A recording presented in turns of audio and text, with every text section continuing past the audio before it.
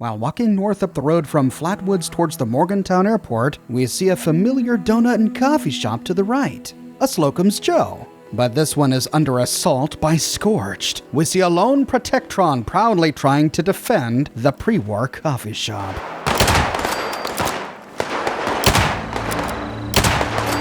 As we pass the Slocum's Joe sign, we discover the place, but sadly we learn that the Protectron is hostile. We have to take him out. Creeping towards the front door, we can take out one more Scorched on the roof. By the front door is a billboard. We see a poster for the Pioneer Scouts and one for the Uncanny Caverns, and between them, a pinned note.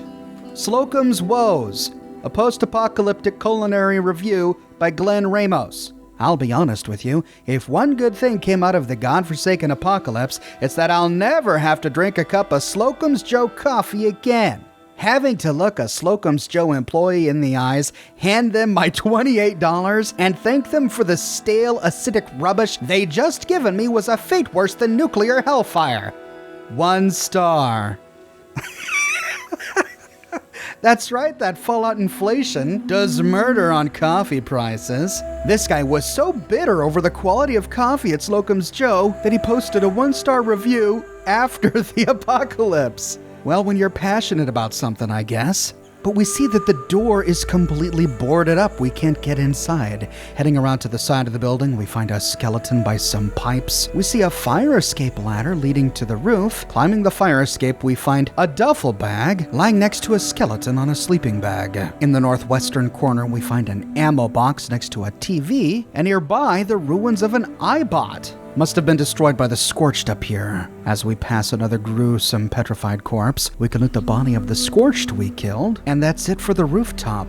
Hopping down, we can move around to the back of the building. Passing a blue motorcycle on the ground, we find a bit of a utility room. There are a couple of boxes and cabinets, a pipe pistol and scrap laid out, and a tinkerer's workbench. All right, we can scrap our junk and craft some ammo. After scrapping on up, we spy a sleeping bag on the ground next to 2 empty bottles of Nuka-Cola and a note. Justin's note. So it finally happened. What the government and the news kept saying. A giant war and bombs and missiles and stuff and lots of people panicking trying to get into Vault 76. It was pretty crazy out there for a while, and I got separated from everyone. My friends, my family. But it's all right. I'll find them again someday. And I know that Christian and the others can handle themselves. So for now, it's time to go exploring. West Virginia may be a little wilder than it used to be, but nobody can handle those country roads like me. Justin Cole. The note reads uncharacteristically optimistic for a scavenger in the wasteland, and that's because this note is here due to a petition started in September of 2018 by Christian Grant. Christian started a Change.org petition to put his best friend Justin Cole in Fallout 76. Justin died at the age of 14 before Fallout 4 ever came out, but some of Christian's best memories of his friend Justin involve Fallout. Justin never got to play Fallout 4, and Christian was sad that he wouldn't get to play the first multiplayer Fallout game with his best friend Justin. But all those years ago, one of Justin's favorite songs was Take Me Home Country Roads by John Denver, so much so that the main lyric from the song was placed on his tombstone.